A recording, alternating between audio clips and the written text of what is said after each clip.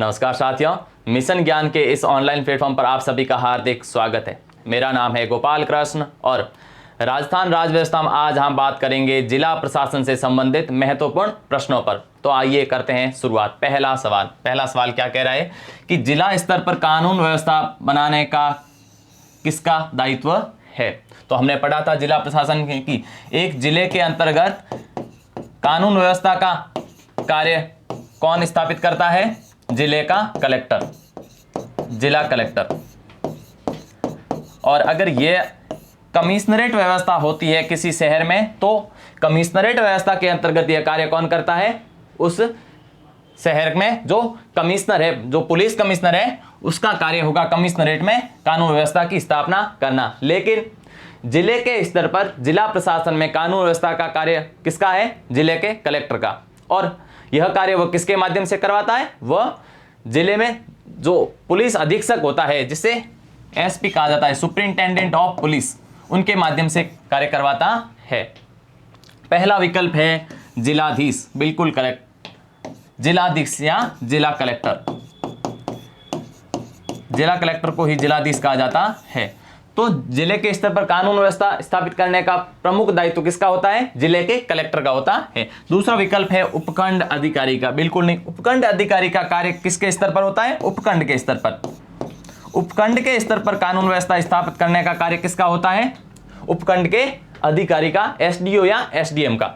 तीसरा विकल्प है अतिरिक्त जिलाधीश का, बिल्कुल नहीं। चौथा विकल्प है पुलिस अधीक्षक का। हाँ, जिला कलेक्टर जब कानून व्यवस्था की स्थापना करता है वो तो किसके माध्यम से करता है? पुलिस अधीक्षक के माध्यम से करवाता है। तो सही आंसर क्या है? जिलाधीश या जिला का कलेक्टर।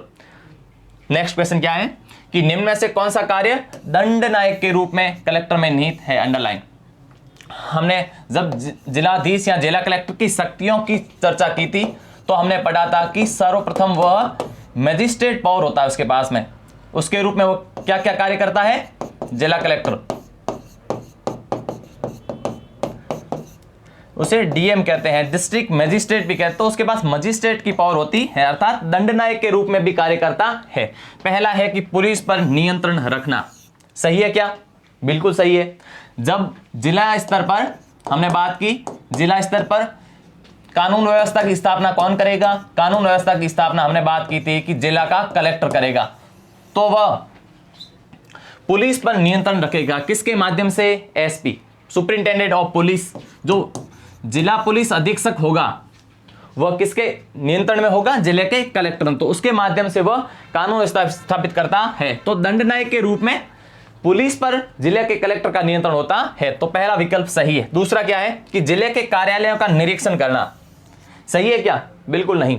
यह कार्य अगर आपने वीडियो देखा है तो हमने चर्चा की थी, यह कार्य वो एक प्रशासक के रूप में करता है, अर्थात एक प्रशासनिक अधिकारी के रूप में करता है, जिसके अंतर्गत वो जिले के जितने भी जिला प्रशासन के अधीनस्थ कार्यालय होते हैं उन सभी का निरीक्षण करता है, उन सभी का प्रबंधन करता है।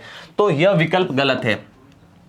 तीसरा है कि विदेशियों के पार पत्रों की जांच करना। बिल्कुल सही है। दंडनायक के रूप में वो जितने भी विदेशी होते हैं उनके पार पत्रों की जांच करता है। चौथा विकल्प है भू राजस्व एकत्र करना। हाँ, यह जिला कलेक्टर की शक्तियों में शामिल है, लेकिन जब वो मजिस्ट्रेट के रूप में कार्य करता है तो भू राजस्व एकत्रण कार्य करना उसका नहीं है। तो सही विकल्प क्या है? सही विकल्प हो जाएगा पहला और तीसरा। पहला और तीसरा, भू राजस्व एकत्र वो जब राजस्व अधिकारी के रूप में कार्य करता है तब तो उसकी ये शक्ति होती है। तो अपना सही आंसर क्या हो जाएगा? तीसरा विकल्प। कथन एक और तीसरा सत्य कथन है। नेक्स्ट क्वेश्चन क्या है कि सरकार की आंख, कान एवं बाहों में जिले के अंतर्गत कार्य कौन करता है? यहां कंफ्यूज मत हो जाना, हमने दो चर्चा की थी। यह पूछ रहा है सरकार के बारे में, सरकार के बारे में, सरकार के आंख, कान एवं बाह कौन होता है। और हमने ये पढ़ा था उपखंड अधिकारी जो होता है वह जिला कलेक्टर का, जिला का जो कलेक्टर होता है उसकी आंख व कान होता है। लेकिन यहां पूछा है कि सरकार की आंख व कान जिले के स्तर पर कौन होता है। तो बिल्कुल ही भावुक मत हो जाना। जो हमने उपखंड अधिकारी के बारे में पढ़ा था तो वह जिला कलेक्टर का आंख व कान होता है। यहां क्या पूछा गया है? यहां पूछा गया है कि सरकार की आंख व कान कौन होता है जिले में। तो कौन होता है? जिले का कलेक्टर। पहला विकल्प ही सही है, जिले का कलेक्टर। दूसरा विकल्प है संभागीय आयुक्त।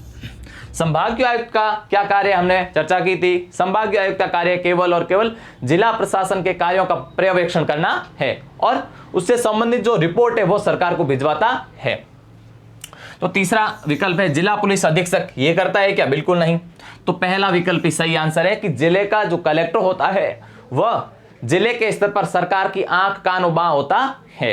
नेक्स्ट क्वेश्चन क्या है कि निम्न में से कौन सा कार्य राजस्थान में जिला कलेक्टर से संबंधित नहीं है? अंडरलाइन। हमने बात की थी जो भी स्टेटमेंट वाले क्वेश्चन आए वो हमें अंडरलाइन करके दे चलना है कि उसमें पूछा क्या है, क्वेश्चन की डिमांड क्या है, कि वो सत्य कथनों के बारे में पूछा जा रहा है या असत्य कथनों के बारे में। तो यहाँ क्या पूछ गया है कि जिला कलेक्टर से संबंधित नहीं कौन से कार्य है, उनका ध्यान रखना है। पहला विकल्प है कि स्थानीय स्वशासन के निकायों के चुनावों की अधिसूचना जारी करना। यह सही है क्या कथन? बिल्कुल नहीं, यह कथन गलत है।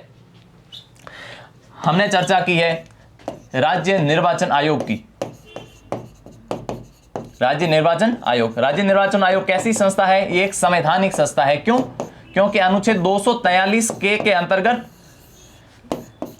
एक राज्य में पंचायती राज एवं नगरीय निकायों के चुनाव करवाने के लिए एक अलग से निर्वाचन आयोग की व्यवस्था की गई है, जिसे क्या कहा जाता है? राज्य का निर्वाचन आयोग। तो यह एक संवैधानिक संस्था है और जो भी स्थानीय स्वशासन की निकाय होती है, जो भी संस्थाएं होती है, उन सभी के इलेक्शन के लिए नोटिफिकेशन या अधिसूचना कौन जारी करता है?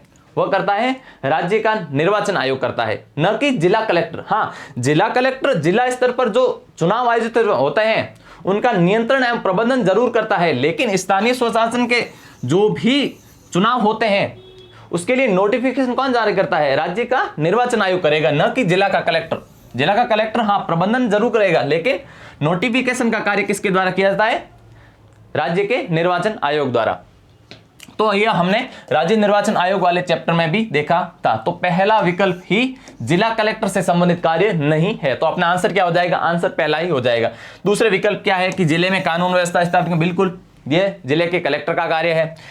तीसरा विकल्प है जिले के विकास परियोजनाओं का निगरानी करना, बिल्कुल जिले में विकास अधिकारी के रूप में भी कार्य करता है। तो विकास अधिकारी के रूप में वो जितनी भी राज्य सरकार एवं केंद्र सरकार की योजनाएं संचालित हो रही है उन सभी का निगरानी रखता है, उन्हें सबकी मॉनिटरिंग करता है। चौथा विकल्प है कि जिला प्रशासन एवं राज्य सरकार में समन्वय स्थापित करता है, बिल्कुल राज्य सरकार एवं जिला प्रशासन के मध्य समन्वय स्थापित करता है। तो पहला जो कार्य है स्थानीय स्वशासन से संबंधित जो चुनाव के लिए अधिसूचना जारी की जाती है वह किसके द्वारा की जाती? राज्य निर्वाचन आयोग। पहला विकल्प ही असत्य है। नेक्स्ट क्वेश्चन क्या है कि निम्न में से किसने जिलाधीश को संस्थागत करिश्मा कहा है? नीचे चार विकल्प के रूप में चार विद्वानों के नाम दिए गए हैं, उनमें से किस विद्वान ने जिला कलेक्टर के बारे में कहा है कि यह एक संस्थागत करिश्मा है? पहला विकल्प है रजनी कोठारी, बिल्कुल यही विकल्प सही है कि रजनी कोठारी ने ही जिलाधीश के बारे में क्या कहा था कि यह एक संस्थागत करिश्मा है। रजनी कोठारी भारत के प्रमुख राजनीतिक थिंकर है और इन्होंने कई पुस्तकें लिखी है, जैसे कास्ट्स इन इंडिया, इंडिया में जो राजनीति में जातियों का राजनीति पर क्या प्रभाव पड़ता है उसका अध्ययन किया है, उन्होंने किताब लिखी है कास्ट इन इंडिया। और इन्होंने कांग्रेस सिस्टम जो शब्दावली आई है उसका प्रयोग किसने किया था? कांग्रेस सिस्टम, रजनी कोठारी ने। तो ये है राजस्थान, ये भारत के प्रमुख राजनीतिक चिंतक है। तो उन्होंने ही जिला कलेक्टर के बारे में कहा था कि यह एक संस्थागत करिश्मा है। नेक्स्ट विकल्प जो है वो अपने गलत है, अपने काम के नहीं है। तो पहला विकल्प ही सही आंसर है, रजनी कोठारी ने ऐसा कहा था। नेक्स्ट क्वेश्चन क्या है कि निम्न में से कौन सा कार्य जिला कलेक्टर का नहीं है? अंडरलाइन। जो चार नीचे विकल्पों में दिए गए हैं इनमें से कौन सा कार्य जिला कलेक्टर से संबंधित नहीं है? क्या है पहला विकल्प? भू राजस्व का एकत्रीकरण, बिल्कुल एक जिले के अंतर्गत भू राजस्व एकत्र करने का कार्य किसका है? जिले के कलेक्टर का है। दूसरा विकल्प क्या है? कानून व्यवस्था का रखरखाव, बिल्कुल जिला प्रशासन में हमने बात की थी कि कानून व्यवस्था की स्थापना का प्राथमिक कार्य किसका होता है? जिले के कलेक्टर का होता है। तीसरा है आयकर का एकत्रीकरण, बिल्कुल नहीं। जो इनकम टैक्स का जो कलेक्शन होता है वो जिला का कलेक्टर थोड़ी करवाता है। आयकर जो हमने बात की थी, आयकर किसके अंतर्गत आती है? यह संघ सूची का विषय है और आयकर का एकत्रीकरण या कलेक्शन कौन करता है? केंद्र सरकार करती है। केंद्र सरकार का वित्त मंत्रालय करता है। कौन? तो यह स्थानीय शासन या राज्य शासन या जिला प्रशासन का कार्य नहीं है। जिला कलेक्टर का कार्य इनकम टैक्स का कलेक्शन करना नहीं होता है। चौथा विकल्प है भू दस्तावेजों का रखरखाव। बिल्कुल, जितना भी जिला प्रशासन में भू दस्तावेज होता है उन सभी का संग्रहण एवं देखरेख कौन करता है? जिले का कलेक्टर करता है। लेकिन इनकम टैक्स जो कलेक्शन का कार्य है वो जिले के कलेक्टर का नहीं होता है। तो सही आंसर क्या हो जाएगा? तीसरा विकल्प सही आंसर है। नेक्स्ट क्वेश्चन क्या है कि संसद, विधानसभा एवं स्थानीय स्वशासन संस्थाओं के चुनाव का जिला स्तर पर नियंत्रण एवं प्रबंधन कौन करता है? जिला प्रशासन में जितने भी चुनाव होते हैं, भले ही वो लोकसभा का चुनाव हो, राज्यों की विधानसभा चुनाव हो, स्थानीय संस्थाओं का चुनाव हो, उन सभी का पर्यवेक्षण एवं प्रबंधन कौन करता है? जिले के स्तर पर जिला का कलेक्टर। तो पहला विकल्प है जिलाधीश। बिल्कुल यही सही करेक्ट आंसर है। जिला का कलेक्टर का ही यह कार्य होता है कि जिले के स्तर पर जो भी भले संसद के लिए हो, विधानसभाओं के लिए हो या स्थानीय स्वशासन संस्थाओं के लिए चुनाव होता है तो जिले के स्तर पर इनका प्रबंधन एवं नियंत्रण कौन करता है? जिला का कलेक्टर। सही आंसर क्या हो जाएगा? पहला विकल्प जिलाधीश। नेक्स्ट क्वेश्चन क्या है कि जिला कलेक्टर वह धुरी है जिसके चारों ओर जिला प्रशासन घूमता है। उसकी कई प्रशासनिक भूमिकाएं होती है, निम्न में से कौन सी उससे संबंधित नहीं है? अंडरलाइन। निम्नलिखित जो चार विकल्प है उनमें से कौन सी भूमिकाएं जिला कलेक्टर से संबंधित नहीं है? पहला है कि राजस्व कार्य एवं जिला विकास अधिकारी। बिल्कुल यह उससे संबंधित है। दूसरा है उपखंड का सर्वोच्च अधिकारी। बिल्कुल नहीं। उपखंड का सर्वोच्च अधिकारी कौन होता है? हमने याद किया था या तो एसडीओ, और एसडीओ को अगर मजिस्ट्रेट पावर दे रखी है तो एसडीएम होता है। तो उपखंड का सर्वोच्च अधिकारी कौन होता है? एसडीओ या एसडीएम। जिला कलेक्टर कहां का सर्वोच्च अधिकारी होता है? जिला का सर्वोच्च अधिकारी होता है।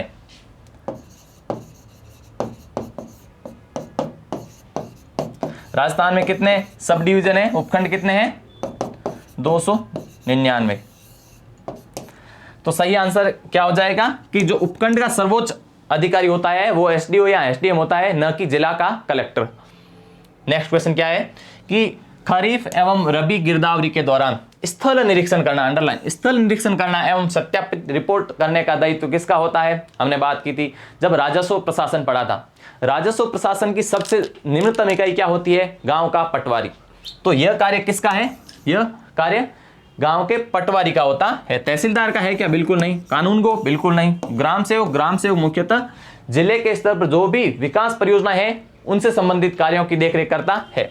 लेकिन राजस्व प्रशासन की सबसे निम्नतम इकाई कौन होता है? गांव में पटवारी होता है। तो ये आंसर सही है। करेक्ट आंसर क्या हो जाएगा कि जो भी फसलों का निरीक्षण है और उनसे संबंधित जो रिपोर्ट भेजी जाती है उच्च अधिकारी को, यह कार्य किसका है? यह कार्य है पटवारी का।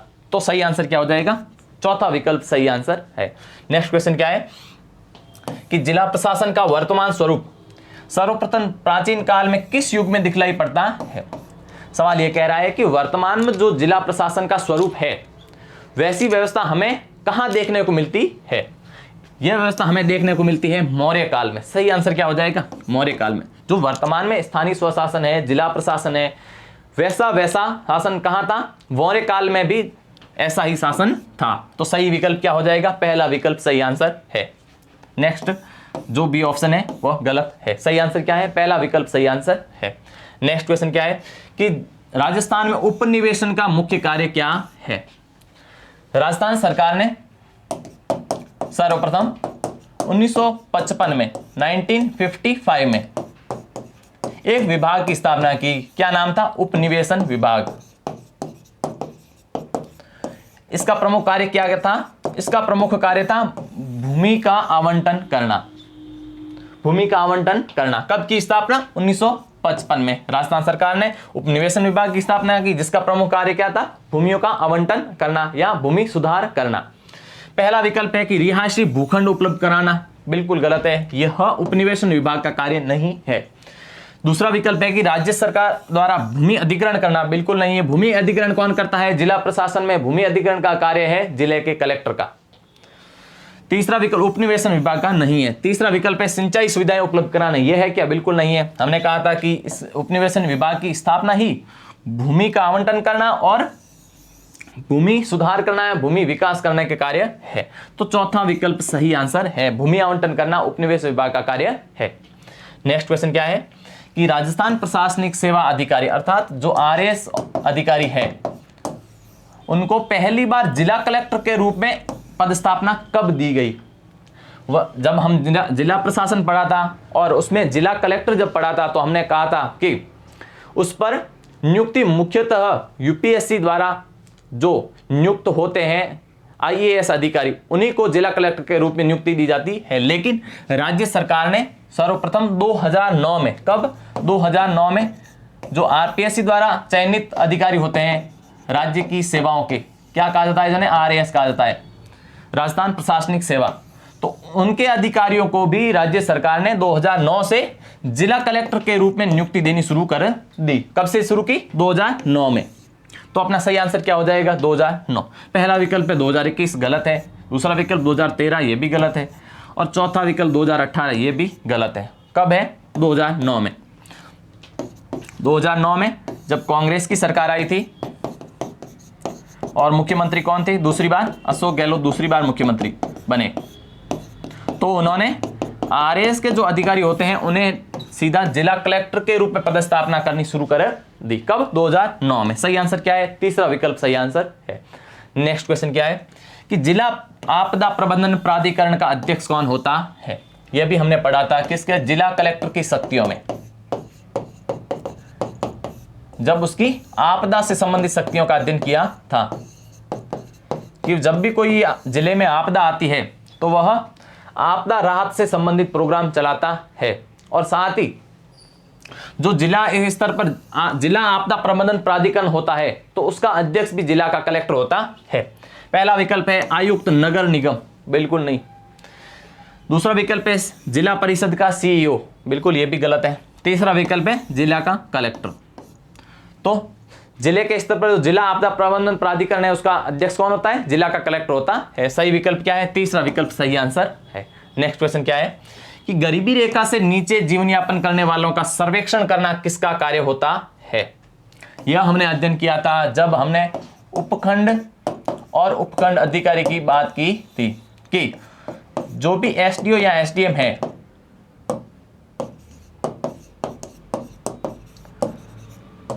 वह मुख्य रूप से जो गरीबी रेखा से नीचे जीवन यापन करने वाले लोगों का उनका सर्वेक्षण करवाता है और उस सूची में कौन कौन लोग शामिल होंगे या किन लोगों को उन सूची से बाहर करना है, यह कार्य कौन करवाता है? यह कार्य करवाता है उपखंड अधिकारी, एसडीओ।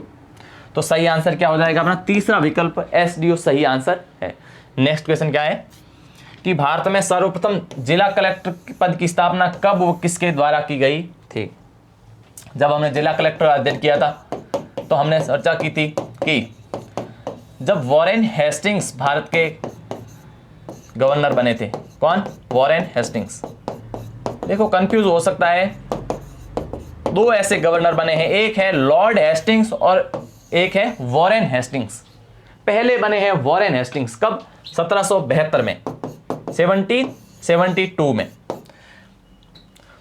तो वॉरेन हेस्टिंग्स जब गवर्नर बने तो उन्होंने 1772 में जिला कलेक्टर पद की स्थापना की और किससे पहला कलेक्टर बनाया? Rolf Sheldon. Rolf Sheldon Bharat के पहले जिला कलेक्टर बने थे।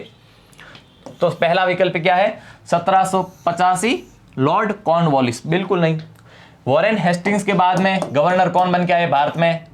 Lord Cornwallis. और कॉर्नवालिस ने कॉर्नवालिस संस्था लाई जिसके माध्यम से काफी न्यायिक सुधार किए और उन्होंने जो भारत में स्थायी बंदोबस्त था, परमानेंट सेटलमेंट, जो कब शुरू हुआ? 1790 में शुरू हुआ और 1793 में इसे फिक्स कर दिया गया। तो ये जो व्यवस्था थी राजस्व प्रशासन से संबंधित, राजस्व संग्रहण से संबंधित जो व्यवस्था थी वो भारत में किसने इंट्रोड्यूस की सर्वप्रथम? Lord Cornwallis. तो कॉर्नवालिस वॉरेन हेस्टिंग्स के बाद में गवर्नर बने थे। दूसरा विकल्प है 1772 लॉर्ड हेस्टिंग्स। जैसा कि मैंने बताया कि हेस्टिंग्स नाम से दो गवर्नर बने हैं, एक है वॉरेन हेस्टिंग्स और दूसरे है लॉर्ड हेस्टिंग्स। तो 1772 में लॉर्ड हेस्टिंग्स गवर्नर नहीं थे, कौन थे? Warren Hastings. तो ये विकल्प भले ही आकर्षक दिखता हो लेकिन गलत है। तीसरा विकल्प है लॉर्ड वेलेस्ली। लॉर्ड वेलेस्ली 1798 में भारत के गवर्नर बने और इन्होंने भारत में सहायक संधि व्यवस्था शुरू की थी, जिसके तहत विभिन्न रजवाड़ों को, देसी रियासतों को अपने अधीन कर लिया गया। किसके माध्यम से? सहायक संधि के माध्यम से। साथ ही जो भी उनके समय आईसीएस थे, सिविल सर्वेंट्स थे, उनके लिए एक प्रशिक्षण कॉलेज की स्थापना भी की थी। किसने? लॉर्ड वेलेस्ली ने। चौथा विकल्प है 1772 वॉरेन हेस्टिंग्स। ये सही विकल्प है। 1772 में वॉरेन हेस्टिंग्स ने ही भारत में सर्वप्रथम जिला कलेक्टर पद की स्थापना की थी और मैंने बताया कि रॉल्फ शेल्डन को पहला जिला कलेक्टर नियुक्त किया गया था। सही विकल्प क्या है? चौथा एकदम करेक्ट आंसर है।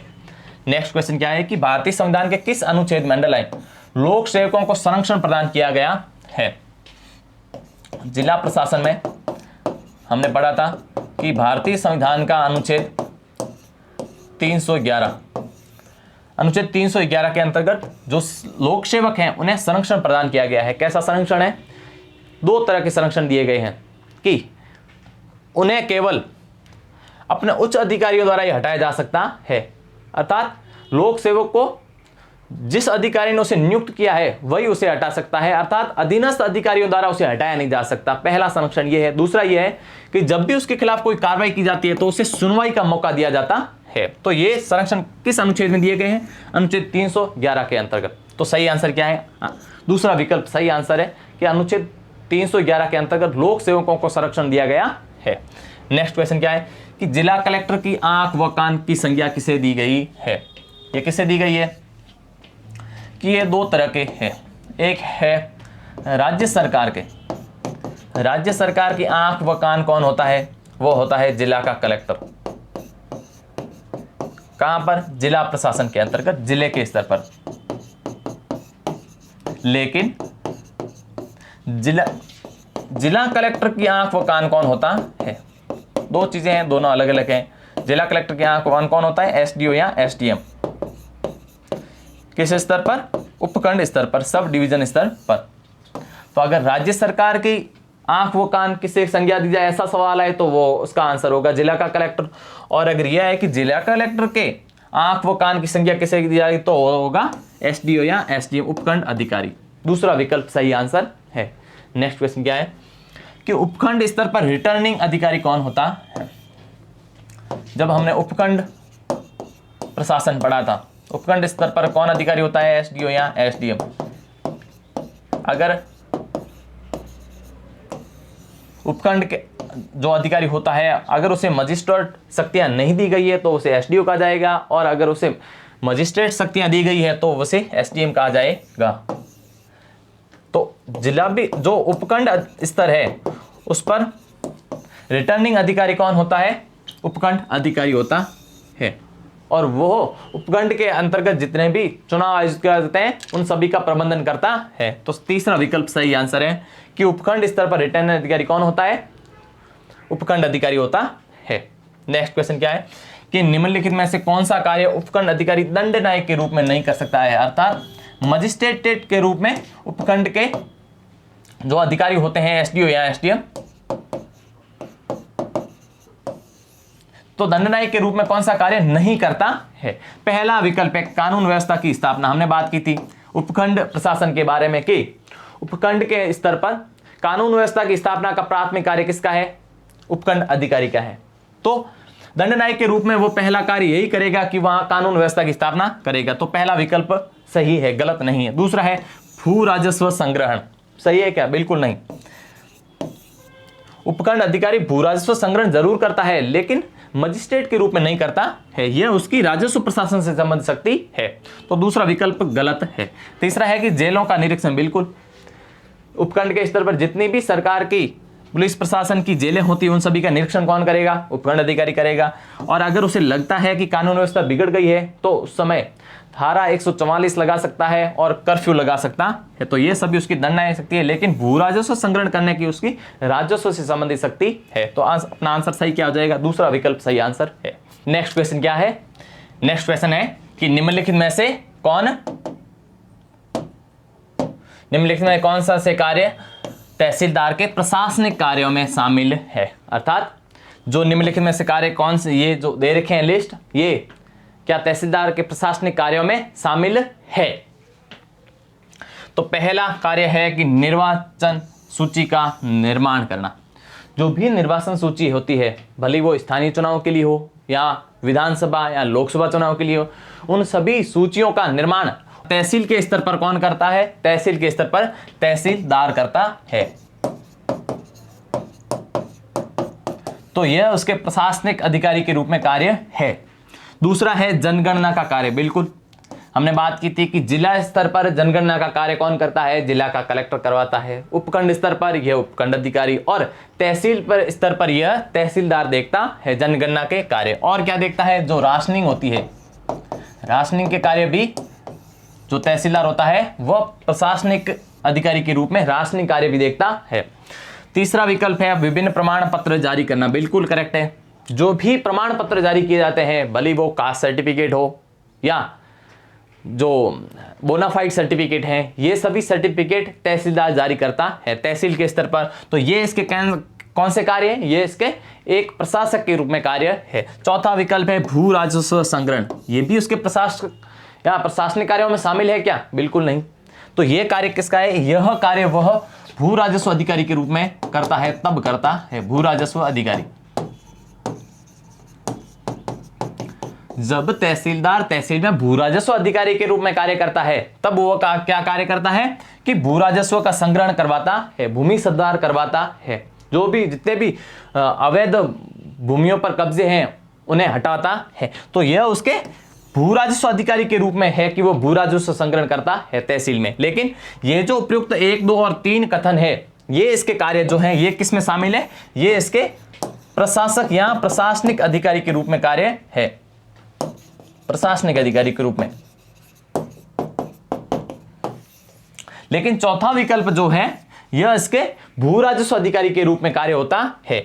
तो शामिल कौन से हैं कि कथन 1, 2 और तीसरे प्रशासनिक अधिकारी के रूप में तहसीलदार के कार्य है। ये तीनों कार्य उसके प्रशासक के रूप में, लेकिन चौथा कार्य है भू राजस्व अधिकारी के रूप में है। तो कौन से शामिल हो जाएंगे? पहला, दूसरा और तीसरा कार्य उससे प्रशासक कार्यों में शामिल है या प्रशासनिक अधिकारी के रूप में यह कार्य करवाता है।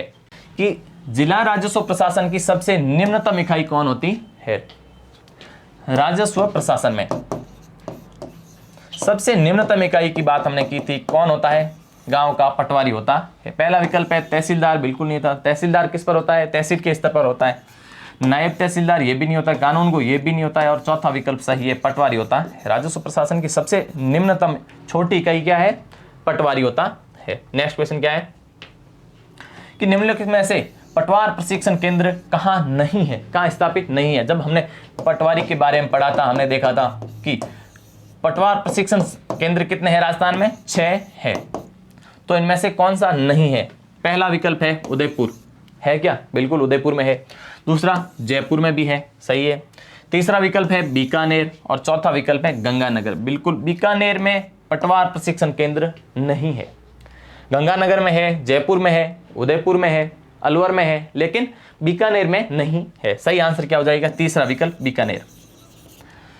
नेक्स्ट क्वेश्चन क्या कह रहा है कि राजस्थान में सर्वप्रथम किन शहरों में कमिश्नरेट व्यवस्था प्रारंभ की गई थी? जब हमने कमिश्नर व्यवस्था पढ़ी थी, जब हमने पढ़ी थी कि मुख्यतः मेट्रो सिटीज के अंतर्गत कानून व्यवस्था स्थापित करने का कार्य किसे दिया गया है? पुलिस कमिश्नर को।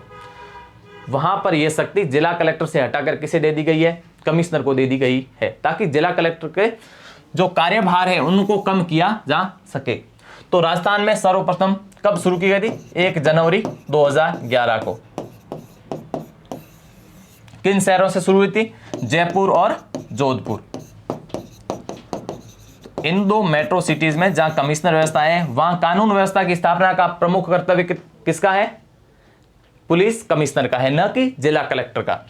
तो पहला विकल्प अजमेर एवं जोधपुर बिल्कुल गलत है। उदयपुर जयपुर नहीं है, जयपुर कोटा ये भी नहीं है। तो सही आंसर क्या हो जाएगा? चौथा विकल्प कि जोधपुर और जयपुर में सर्वप्रथम राजस्थान में 1 जनवरी 2011 को इन शहरों में कमिश्नर व्यवस्था शुरू की गई थी। नेक्स्ट क्वेश्चन क्या है कि कमिश्नर व्यवस्था सर्वप्रथम कब लागू की गई थी? यह दिनांक कई बार पूछ लेते हैं एग्जाम में। तो सही आंसर क्या हो जाएगा कि 1 जनवरी 2011 को राजस्थान के जोधपुर और जयपुर 2 शहरों में कमिश्नरेट व्यवस्था शुरू की गई थी। नेक्स्ट क्वेश्चन क्या है कि जयपुर के प्रथम पुलिस कमिश्नर कौन थे? पहला विकल्प है अजय पाल लांबा। ये सही है क्या? बिल्कुल गलत है। ये जयपुर के वर्तमान पुलिस कमिश्नर है अजय पाल लांबा। दूसरे हैं दिनेश एमएन। ये सही है क्या? बिल्कुल गलत है। ये क्या है? ये राजस्थान जो एंटी करप्शन ब्यूरो है एसीबी, उनके एडीजी हैं। डीजी कौन है? बीएल सोनी है, जो रिटायर होने वाले हैं। तो दिनेश एमएन एसीबी के एडीजी हैं, न कि जयपुर के प्रथम पुलिस कमिश्नर। तीसरा विकल्प है बीएल सोनी। बिल्कुल हमने बात की थी कि बीएल सोनी एसीबी के डीजी हैं और साथ ही ये जयपुर के प्रथम पुलिस कमिश्नर रहे हैं।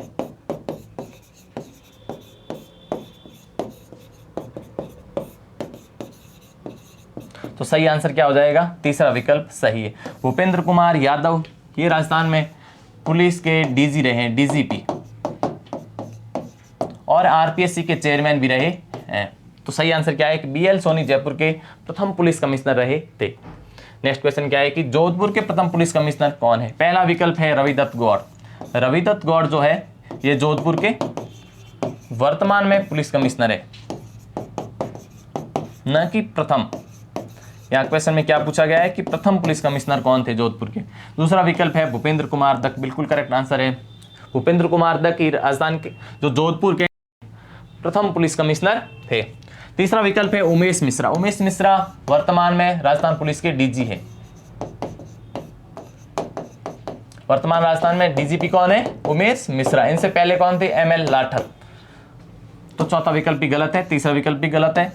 रविदत्त गौड़ तो ये वर्तमान में जोधपुर के पुलिस कमिश्नर है, लेकिन यहां पूछा गया है प्रथम पुलिस कमिश्नर जो कौन थे? भूपेंद्र कुमार दत्त। नेक्स्ट क्वेश्चन क्या है कि कमिश्नरेट व्यवस्था में कमिश्नर का प्रमुख कार्य क्या है? पहला विकल्प है निर्वाचन कार्य। निर्वाचन कार्य है क्या? बिल्कुल नहीं। जनगणना का कार्य ये भी जिला कलेक्टर का है। निर्वाचन का कार्य ये भी जिला कलेक्टर का है। कानून व्यवस्था की स्थापना, अंडरलाइन, ये ही सही आंसर है। जिला कलेक्टर से कानून व्यवस्था की स्थापना का कार्य जिला कलेक्टर से हटाकर किसे दे दिया गया? कमिश्नर व्यवस्था में पुलिस कमिश्नर को। भूमि सुधार ये भी जिला कलेक्टर का कार्य है, लेकिन कमिश्नरेट व्यवस्था में कानून व्यवस्था की स्थापना का कार्य किससे दिया गया है? पुलिस कमिश्नर को।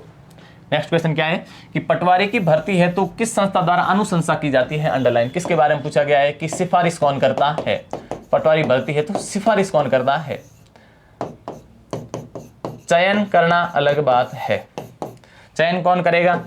चयन करेगा कर्मचारी चयन बोर्ड, लेकिन अनुशंसा कौन करेगा? अनुशंसा करेगा राजस्व मंडल। कौन करेगा? राजस्व मंडल। राजस्व मंडल कहाँ है? राजस्व बोर्ड कहाँ है? अजमेर जिले में है। आरपीएससी और राजस्व बोर्ड दोनों अजमेर में है। तो राजस्व बोर्ड जो है वह कर्मचारी चयन बोर्ड को पटवारी भर्ती हेतु अनुशंसा करता है कि इतने पदों पर आप भर्ती करवाइए। तो सही आंसर क्या हो जाएगा? तीसरा विकल्प राजस्व मंडल सही आंसर है। नेक्स्ट क्वेश्चन क्या है कि राजस्थान में वर्तमान में उपखंड एवं तहसील की संख्या क्रमशः कितनी है? तो हमने बात की थी कि राजस्थान में उपखंड कितने हैं? 299 299 और तहसील कितनी है? 368 368। क्या विकल्प है कि तीसरे विकल्प में सही दे रखा है। राजस्थान में उपखंड कितने हैं? 299, तहसील कितनी है? 368। तो तीसरा विकल्प सही आंसर है। नेक्स्ट क्वेश्चन क्या है कि निम्नलिखित में ऐसे कौन से कार्य कमिश्नर व्यवस्था में कमिश्नर द्वारा संपादित किए जाते हैं? पहला विकल्प है शांति भंग में गिरफ्तार व्यक्ति को जमानत देना। बिल्कुल, जो भी शांति भंग में गिरफ्तार व्यक्ति होते हैं उन्हें जमानत देने का कार्य कौन करता है? पुलिस का कमिश्नर करता है। दूसरा है शस्त्र लाइसेंस जारी करना, यह कार्य भी पुलिस कमिश्नर का है। तीसरा है धारा 144 लागू करना। बिल्कुल, जब कानून व्यवस्था लागू करने का दायित्व कमिश्नर का है तो अगर उसे लगता है कि कानून व्यवस्था सही नहीं है तो वह धारा 144 लगा सकता है। चौथा विकल्प है भूमि नामांतरण। बिल्कुल गलत। भूमि नामांतरण की शक्ति किसे है?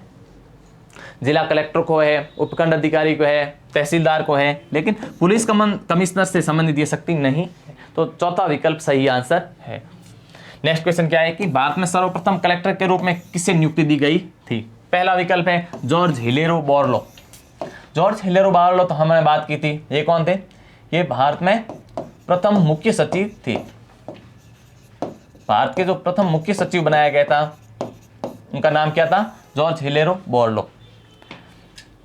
लेकिन यहां क्या पूछा है कि सर्वप्रथम कलेक्टर कौन बने थे? तो दूसरा विकल्प है रॉल्फ शेल्डन, बिल्कुल सही है, करेक्ट आंसर यही है। तीसरा विकल्प है रैमजे मैकडोनाल्ड, ये कौन थे? ये ब्रिटेन के प्रधानमंत्री थे। चौथा विकल्प है लॉर्ड वेलेस्ली, ये क्या थे? ये हमने बताया कि 1798 में गवर्नर बनकर आए थे और इन्होंने ही सहायक संधि व्यवस्था शुरू की थी। तो सही विकल्प क्या है? दूसरा आंसर एकदम सही है। नेक्स्ट क्वेश्चन क्या है कि जिला प्रशासन में किस संस्था को मिनी गवर्नमेंट की संज्ञा दी जाती है? पहला विकल्प है संभागीय आयुक्त, सही है क्या? बिल्कुल नहीं, संभागीय आयुक्त का कार्य केवल जिला कलेक्टर के कार्यों का पर्यवेक्षण करना है। दूसरा विकल्प है जिला कलेक्टर, बिल्कुल जिला कलेक्टर को ही किसके क्या आती मिनी गवर्नमेंट की संज्ञा दी जाती है, क्योंकि जिले के स्तर पर जितने भी कार्य संपादन होता है वो सभी कार्य जिले के कलेक्टर द्वारा होता है, इसीलिए उसे जिला प्रशासन में मिनी गवर्नमेंट कहा जाता है। सही आंसर क्या है? दूसरा विकल्प सही आंसर है। नेक्स्ट क्वेश्चन यह है कि विकास अधिकारी के रूप में एक जिले का कलेक्टर निम्न में से कौन सा कार्य नहीं करता? अंडरलाइन, कौन सा कार्य नहीं करता है? पहला विकल्प है कि जिले में योजनाओं का निर्माण बिल्कुल जिले का कलेक्टर ही करेगा और यह उसका विकास अधिकारी के रूप में कार्य है। दूसरा है विभिन्न विकास योजनाओं की निगरानी करना, बिल्कुल जितनी भी केंद्र सरकार एवं राज्य सरकार की योजनाएं हैं उन सभी की मॉनिटरिंग कौन करता है? जिले का कलेक्टर करता है। तीसरा है प्रमुख लोगों की आगवानी, ये करता है क्या? बिल्कुल नहीं, ये विकास अधिकारी के रूप में काम नहीं है। प्रोटोकॉल जो भी कार्य है ये विकास अधिकारी के रूप में नहीं आते हैं, यह उसके प्रोटोकॉल से संबंधित शक्तियां में आता है कि जितने भी हायर अथॉरिटी से संबंधित जो राष्ट्रपति, प्रधानमंत्री, जो मुख्यमंत्री या विदेशों के जो राजनयिक आते हैं, एम्बेसडर आते हैं, उन सभी को आगवानी कौन करता है? ये कलेक्टर के प्रोटोकॉल से संबंधित कार्य होते हैं। चौथा विकल्प है राज्य सरकार एवं संभागीय आयुक्त को रिपोर्ट सौंपना, बिल्कुल ये उसके विकास अधिकारी संबंधित कार्य, लेकिन प्रमुख लोगों की आगवानी करना ये इसके प्रोटोकॉल से संबंधित कार्य है, न कि विकास अधिकारी के रूप में। तो तीसरा विकल्प विकास अधिकारी के रूप में सही नहीं है, तो तीसरा विकल्प सही आंसर है। नेक्स्ट क्वेश्चन क्या है कि जिला प्रशासन में जिला स्तर एवं तहसील स्तर पर मध्यस्थ एवं कड़ी के रूप में कौन कार्य करता है? जिला प्रशासन और तहसील प्रशासन, इनके बीच में मध्यस्थ एवं कड़ी का कार्य कौन करेगा? उपखंड अधिकारी। इनके बीच में मध्यस्थ या संयोजन के लिए उपखंड बनाए गए, सब डिवीजन बनाए गए और उसके अधिकारी क्या कहता है? उपखंड अधिकारी कहा जाता है। पहला विकल्प जिला कलेक्टर, बिल्कुल नहीं, जिला कलेक्टर जिला प्रशासन एवं राज्य प्रशासन के अंतर्गत समायोजन करता है, मध्यस्थ की भूमिका निभाता है, लेकिन यह पूछा है जिला प्रशासन में जिला स्तर एवं तहसील के मध्य। दूसरा विकल्प सही है, उपखंड अधिकारी का यही कार्य है कि वह जिला प्रशासन एवं तहसील प्रशासन के बीच में संयोजन बिठाता है। नेक्स्ट क्वेश्चन क्या है कि जिला स्तर पर जिला कलेक्टर किसके माध्यम से कानून व्यवस्था की स्थापना करना है? जिला प्रशासन में हमने देखा था कि कानून व्यवस्था की जिम्मेदारी किसकी है? जिले के कलेक्टर की है, लेकिन वो कार्य किसके माध्यम से करवाता है? पुलिस महानिरीक्षक करवाता है, क्या है? आईजी के माध्यम से करवा? बिल्कुल नहीं, दूसरा विकल्प पुलिस अधीक्षक, बिल्कुल सही है, जिला पुलिस अधीक्षक जो एसपी होता है, सुपरिंटेंडेंट ऑफ पुलिस, उसके माध्यम से जिला कलेक्टर कानून व्यवस्था स्थापना करता है। तो दूसरा विकल्प सही आंसर है। तो जिला प्रशासन से संबंधित महत्वपूर्ण प्रश्नों में इतना ही। आप इस वीडियो को लाइक करें, सब्सक्राइब करें। Thank you so much.